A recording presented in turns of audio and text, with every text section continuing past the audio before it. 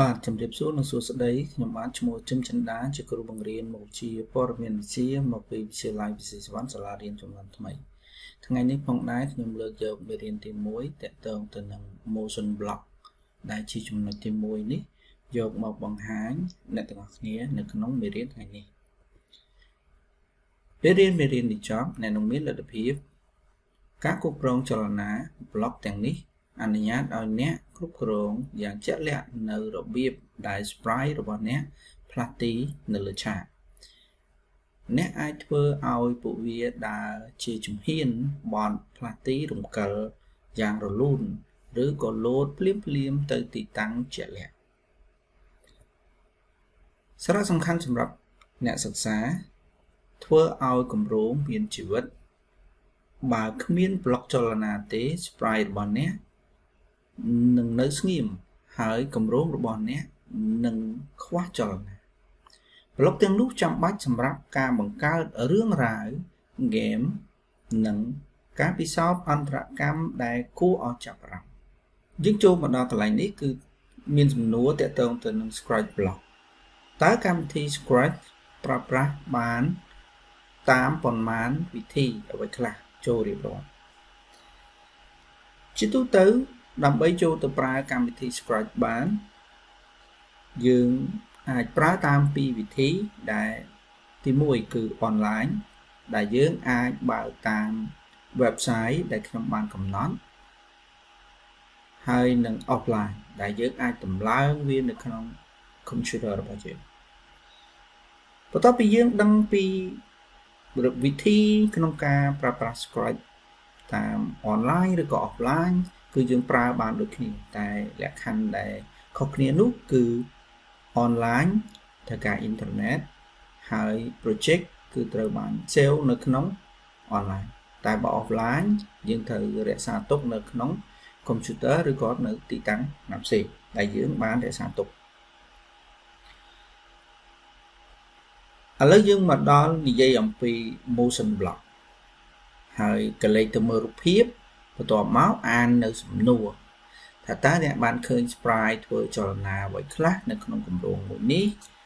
តើអ្នកគិតថាយើងអាចធ្វើឲ្យ sprite ទាំងនេះធ្វើចលនាដោយរបៀបណា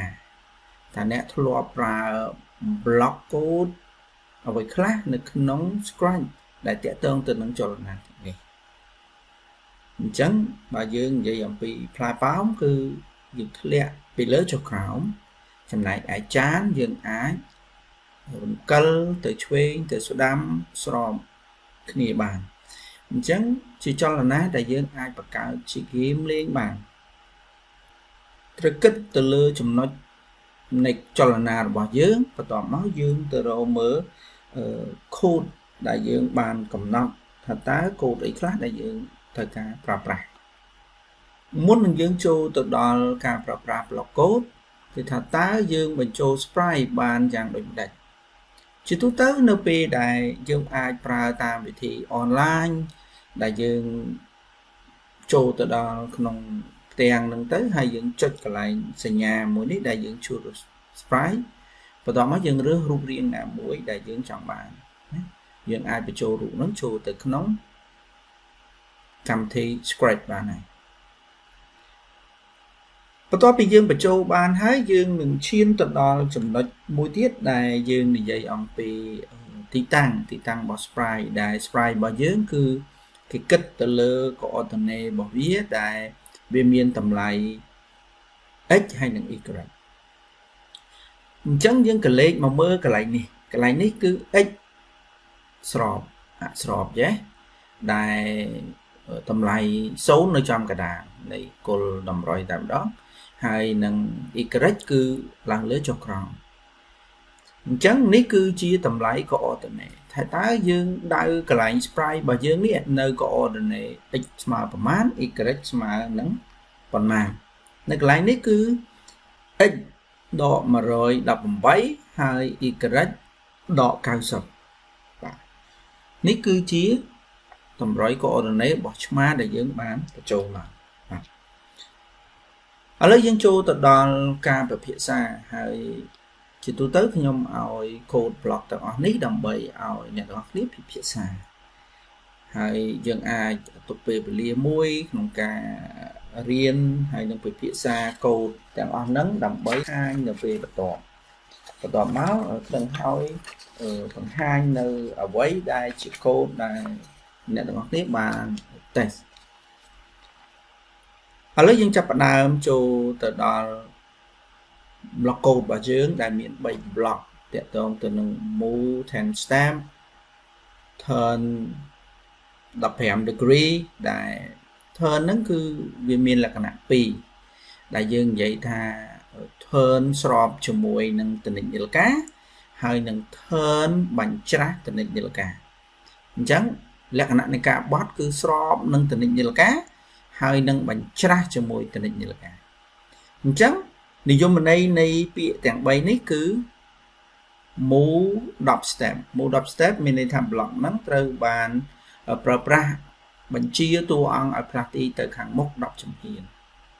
ហើយតម្លៃលេខហ្នឹងគឺយើងអាចធ្វើការផ្លាស់ប្ដូរបានចំណែកឯបង្វិលទៅស្ដាំ15 degree នេះគឺជាទូទៅយើងហៅលក្ខណៈនៃការបង្វិលទៅស្ដាំហ្នឹងគឺបង្វិលស្របនឹងត្រនិចនាឡិកាចំណែកឯមួយទៀតបង្វិលទៅខាងឆ្វេងបើបង្វិលទៅខាងឆ្វេងមានន័យថាបង្វិលច្រាស់ជាមួយនឹងត្រនិចនាឡិកាមូលហេតុអីបានកន្លែងហ្នឹងខ្ញុំនិយាយអំពីត្រនិចនាឡិកាគឺកុំឲ្យមានភាពច្រឡំរវាងការមូលទៅខាងស្ដាំឬក៏មូលទៅខាងឆ្វេងហ្នឹងដែលយើងថាបង្វិលទៅមូលទៅខាងឆ្វេងឬក៏ខាងស្ដាំដល់ពេលយើងបែរមុខខុសគ្នាមានន័យថាការនិយាយនោះក៏ខុសគ្នាដែរអញ្ចឹងយើងយកនាឡិកាជាគោល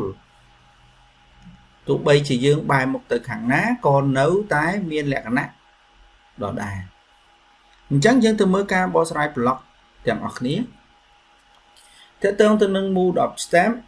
យើងទាញចូលមកយើងចុចម្ដងគឺ move 10 step move 10 step របស់យើងដែលយើងក៏លេខទៅមើល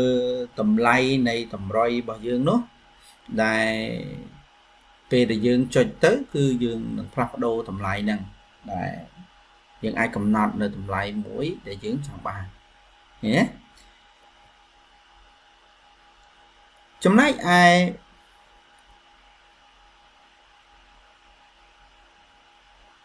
បាទចំណែកឯការបង្វិលវិញអញ្ចឹងយើងក៏លេខមើលទៅបន្តិចប្រសិនបើយើងបង្វិលទៅខាងស្ដាំស្របតនិចនាឡិកាហើយនឹងបង្វិលទៅខាងឆ្វេងច្រាស់តនិចនាឡិកាអញ្ចឹងយើងដាក់មកហើយយើងសាកល្បងយកម៉ៅរបស់យើងចុចទៅលើកូដហ្នឹងទៅពេលនោះsprite របស់យើងនឹងធ្វើការចលនានៃការបង្វិលហ្នឹងណាឥឡូវយើងចូលទៅដល់ motion block 2 block ទៀតគឺ go to random position go to x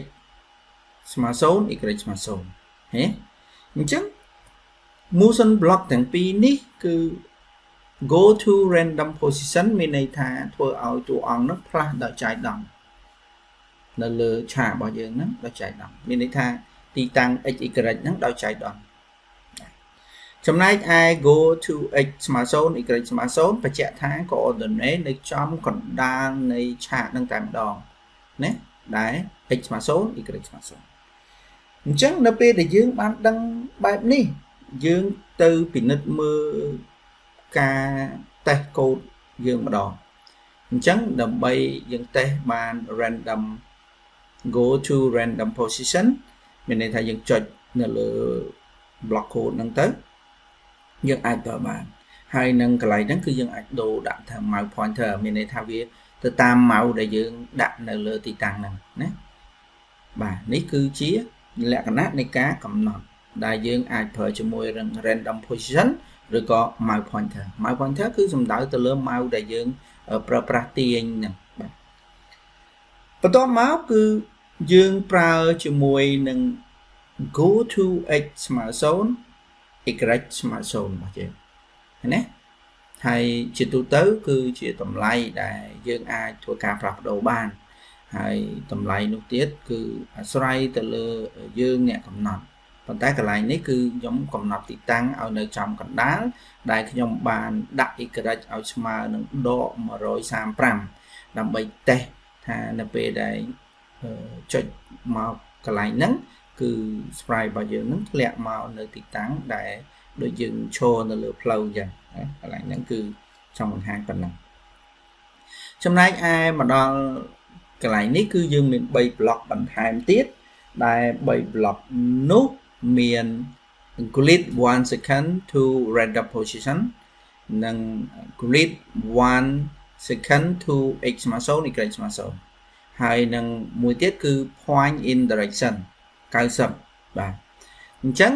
នេះគឺជាទិសដីដែលយើងនិយាយអំពី grid 1 second មានន័យថាបើយើងប្រើ block ទី1 random position មានន័យថាវាប្រែប្រួលអត់ទៀងនៅលើទីតាំងដែលវា grid ហ្នឹងណាអញ្ចឹងយើងមើលចំណុច block ទី2រំកិលតួអង្គទៅទីតាំងណាមួយដរាបណារយៈពេលបានបញ្ចំផ្លាស់ទីតួអង្គនោះទៅកាន់ coordinate របស់ x និង y ក្នុងរយៈពេល1វិនាទីឃើញទេអញ្ចឹងនេះគឺជា grid ហើយយើងចង់ដឹងថាផ្លាស់ប្ដូរតួអង្គនឹងយ៉ាងម៉េចយើងតិចទៀតយើងបានដឹងទាំងគ្នាចំណែកឯ point in direction គឺត្រូវបានគេប្រើដើម្បីបង្វិលតួអង្គទៅទិសដៅជាក់លាក់មួយដោយប្រើចំនួន degree 90 degree 120 degree 170 degree 300 degree ឬក៏365 degree ឧទាហរណ៍ថាយើងធ្វើការផ្លាស់ប្ដូរបែបហ្នឹងគឺយើងនឹងចេញបែបហ្នឹងណាឥឡូវយើងទៅមើលការតេស្ត block code របស់យើងនៅទីតាំងនេះគឺយើងប្រើ grid random នេះវាមូទៅទីតាំងដែលមិនជាក់លាក់ដែលទីតាំងនោះយើងអាចធ្វើការផ្លាស់ប្ដូរបានហើយបន្ទាប់មកយើងសាកល្បងដែលយើងអាចប្រើ random position ហ្នឹងមាន2គឺយើងប្រើ mouse pointer របស់យើងផងដែរអញ្ចឹងឧទាហរណ៍ថាបើខ្ញុំចុច mouse នៅលើ code ហ្នឹង mouse នៅទីតាំងហ្នឹងអញ្ចឹងរូប sprite ហ្នឹងគឺនឹងមូមកតាម mouse ដែលខ្ញុំបានចុចបាទឥឡូវយើងចូលទៅដល់ block បន្ទាប់មួយទៀតដែលយើងនិយាយអំពីការកំណត់ coordinate x y វិញដោយ grid ដែរប៉ុន្តែមួយ random position ហើយយើងមើលថាតើ grid ដែរប៉ុន្តែទីតាំងរបស់វាគឺ0មានន័យថាពេលចុច random ទៅវានឹងរត់ទៅទីតាំងណាមួយប៉ុន្តែបើយើងចុចមក grid ឲ្យទៅទីតាំងណាមួយជាក់លាក់គឺវានឹងរត់ទៅរកទីតាំងនោះតែម្ដងនេះគឺជាការកំណត់ហើយពីរហ្នឹងខុសគ្នាត្រង់ថាមួយជាក់លាក់មួយដល់ចៃដន្យឥឡូវយើងចូលទៅដល់ point direction បាទ point direction របស់យើងនេះដែលយើងកំណត់តាក់ទងទៅនឹងការកំណត់ជា degree បាទហើយយើងចង់បង្វិល sprite របស់យើងឲ្យមានទិសដៅមានន័យថាទិសដៅទៅខាងណាតាមការកំណត់នៃចំនួននៃ degree អញ្ចឹងយើងមានមួយជុំ360តើយើងចង់ឲ្យបែរមុខទៅខាងណាអញ្ចឹងយើងអាចកំណត់មុំបានតាមតម្រូវដែលយើងចង់បានដោយរូបដែលខ្ញុំបានតេស្ត code block ឲ្យមើលអញ្ចឹងបាទបន្ទាប់ពីនឹងទៅយើងបន្តទៅទៀតដែលយើងនិយាយថា point toward mouse pointer change x by 10ហើយនឹង set x to 0 to 0ហ្នឹងបាទអញ្ចឹងយើងមើលការបង្ហាញកន្លែងនេះមានន័យថា point toward mouse pointer ហ្នឹងមានន័យថាបង្វិលឬក៏ចង្អុលទិសដៅតួអង្គទៅកាន់ទស្សត្រនិច mouse នៃកូនកណ្ដុរគឺកន្លែងហ្នឹងគឺ mouse របស់យើងនៅកន្លែងណាគឺ sprite របស់យើងនឹងរត់ទៅរក mouse នឹងតែម្ដង change x by 10ហ្នឹងមានន័យថាការផ្លាស់ប្ដូរទីតាំងអរបស់ x ហ្នឹងរបស់តួអង្គដោយចំនួនលេខជាក់លាក់ដែលយើងបានដាក់ហ្នឹងគឺបើយើងដាក់10អញ្ចឹងមានន័យថាចុចម្ដងវាបដូរ10ហើយដល់ពេលយើង set x to 0មានន័យថាកំណត់ទីតាំង x របស់យើងហ្នឹងឲ្យទៅនៅទីតាំង0នៅគល់តម្រុយហ្នឹងបាទអ lấy dương châu từ đó tẹt ngọc này cái này nó cứ dương xạ bong phở chùm mùi nâng máu pointer nhé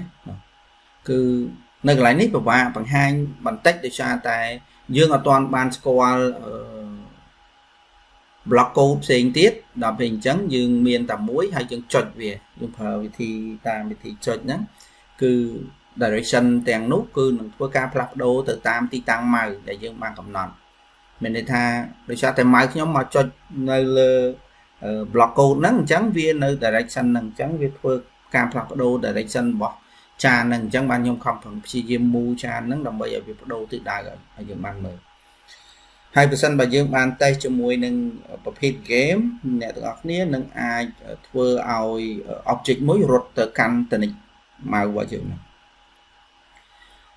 យើងចូលដល់ចំណុចបន្ទាប់មួយទៀតគឺតកតងទៅនឹងការ change x របស់យើងបាទដែលកន្លែងនេះគឺខ្ញុំបានដាក់តម្លៃ2ការ change x គឺមានតម្លៃវិជ្ជមានផងនិងមានតម្លៃអវិជ្ជមានផងហើយ ធម្មតាការ change x ដែលយើងប្រើជាមួយនឹងតម្លៃវិជ្ជមាននិងតម្លៃអវិជ្ជមានគឺខុសគ្នាហើយនឹងមួយទៀតគឺ set តម្លៃ x របស់យើងឲ្យទៅ0អញ្ចឹងនៅពេលដែលយើងចុចគឺតម្លៃ x ប្រែប្រួលបើយើងចុចបូកតម្លៃបូក10ហ្នឹងគឺវានឹងកើនឡើង10តែបើយើងចុចកន្លែង change x ដោយដក10អញ្ចឹងវានឹងថយធ្វើឲ្យចានរបស់យើងហ្នឹង អាចមូទៅខាងឆ្វេងបានហើយនឹងមូមកខាងស្ដាំបានស្របទៅតាម AX ឃើញទេហើយបើសិនបើយើងចុច set x ស្មើ0អញ្ចឹងគឺចាននោះវាទៅរត់ទៅចំនៅកណ្ដាលហ្នឹងតែម្ដងនេះគឺជាការបង្ហាញទៅលើរូបមួយហ្នឹងបាទបន្ទាប់មកគឺយើងចាប់ផ្ដើមនិយាយអំពីការផ្លាស់ប្ដូរ y ហើយនឹងការ set y ឲ្យទៅ0 ដែលនៅក្នុងហ្នឹងมันខុសពីតម្លៃ x ទេគឺដូចគ្នាគ្រាន់តែមុនហ្នឹងយើងប្រើស្របជាមួយនឹង ax គឺស្របបាទជួរដេកហើយដល់ពេល y គឺជួរឈរហើយ change y by 10ហ្នឹងគឺផ្លាស់ប្ដូរទីតាំង y របស់យើងរបស់តួអង្គហ្នឹងម្ដង10ហើយបើ set y ឲ្យស្មើ0ហ្នឹងគឺយើងគ្រាន់តែដាក់ចំនួន y ហ្នឹងឲ្យទៅតម្លៃ0ប៉ុណ្្នឹងឯង ឥឡូវយើងទៅមើលការ test block របស់យើងបាទនេះគឺជាការ test block ដែលយើង change y ប៉ុន្តែខ្ញុំក៏ change ដូច x ដែរគឺធ្វើការឲ្យផ្លាស់ប្ដូរ10ដូចគ្នាមានបូកមានដកអញ្ចឹងទៅហើយនឹង set y របស់យើងទៅ150ឲ្យទៅលើវិញនេះមានន័យថាបើខ្ញុំចុចដកគឺវាចុះមកក្រោមចុះមកណាតម្លៃ y កន្លែងហ្នឹងយើងមើលទៅវាដកម្ដង10 ប៉ុន្តែបើយើងចុច set វាទៅ150គឺវាលោតទៅទីតាំង150ដែលយើងអាចបង្កើតទៅជា game ដែលយើងមើលមុននឹងបានឃើញទេបាទនេះគឺជាការកំណត់ការ set ទៅលើតម្លៃ y របស់យើងដែលមានតម្លៃវិជ្ជមានហើយនឹងតម្លៃអវិជ្ជមានហើយបន្ទាប់មកគឺយើង set តម្លៃ y របស់យើងទៅ150ផងដើម្បីយើង test សាកល្បងបាទបន្ទាប់មកនៅកន្លែងនេះគឺយើងនិយាយ if on 8 bound ហ្នឹងគឺក្លោកបើយើងនិយាយអំពីការបោះបាល់គឺបោះបាល់ទៅផ្ទប់ដីទៅវាខ្ទាតពីដីឡើងមកវិញហ្នឹងគឺអាហ្នឹងគឺ bound ណាបាទហើយ set rotation style បាទ left to right អញ្ចឹងយើងមើលការបង្ហាញតាក់ទងទៅនឹង if on 8 bound មានន័យថាប៉ះហ្គេមនៃអេក្រង់ហ្នឹងឲ្យតួអង្គផ្លាស់ប្ដូរទិសដៅត្រឡប់មកវិញ bound មានន័យថាវាត្រឡប់ស្របមកវិញបន្ទាប់មក rotation style ហ្នឹងគឺជាចលនានៃការបង្វិលតាមទិសដៅណាមួយដែលនៃតួអង្គរបស់យើងដែលតួអង្គយើងបានកំណត់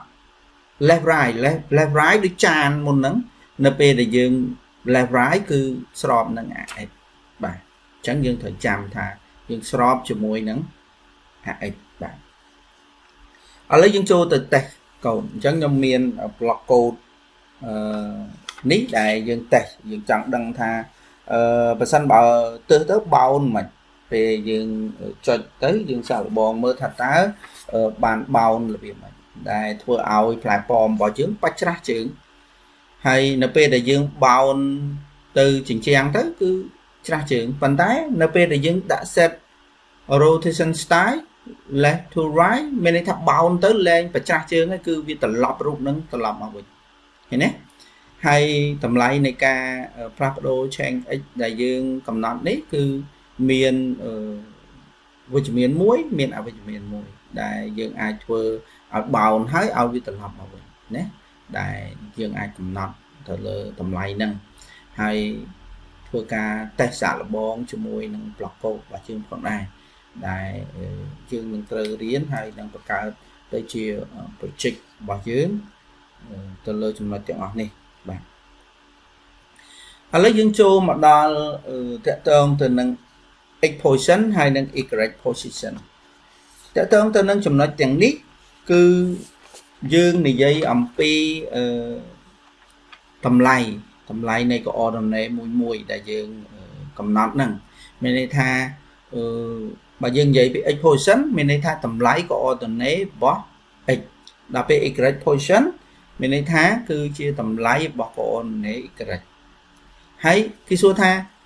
dương mạch đăng tha còn lại nắng cứ chia tầm lại bỏ x hay nâng tầm lại bỏ y hay dương vô tập hợp với việc mình chẳng cái này nếu cứ nhung tài sản bọn hỏi vì nên mới đại miền trong nói tổng nâng hai nhóm bằng hai đại nhóm bàn châu keyword để mình toàn bàn riết châu màu cho mùi nâng mê đi nâng phòng này còn tái nhóm khoảng trong bằng hai tha dương ao việc bằng hai tầm lại y nắng cứ bằng hai người việc mình hay những đăng thang tầm lái có order này nó chẳng mình chẳng và sân ba lục khu này crew tổng ác ní phải nứt mưa tầm lái có order này x y nắng np đại dương bằng hai má thà tá tầm lái nó bọc mắt trời ẩn hay tự đại nó trời ẩn bạn chẳng ní khoản tái trong mình che ẩm pí tầm lái này có order này đại dương ai vô việc từ vừa ca sức xa đầm bay cài sầm rùa oi block cô bà dương oi ca bằng cao bà dương miền creative miền on cam đại dương ai lên bàn copy nắng nhóm miền cái chặt tè mình đi tha cái chặt tè bảo nhóm cứ bậc cao game này mùi trắng oi p đại dương riêng bàn thua môn nâng hái hay thua từng on nắng đại chỉ block code nắng thành tá local này cũ ai vô từ bậc cao game nít ban đã tệ hay và sân ba dương thời ca phở block xên đại mình toàn ban riêng còn local này cũ ai vô từ phở hay research bằng time đầm bơi bằng pin nơi chọn lọc hoặc khác rồi bó project ba dương mùi này đại chỉ cái chạp tẹt này bạn và tòa pi ao cái cạp tẹt tới lục cụ này cô miền sầm nô ấy ai chào xua bàn nè comment rồi có chào xua hay chỉ trong cõi nhom có sông ở côn và trong bộ cả Tusana video merian tẹt tương từ năng motion block bỏ screen ní tăng bị đau rồi hồi đó mình chọn mà sông ở côn sông trong việc liền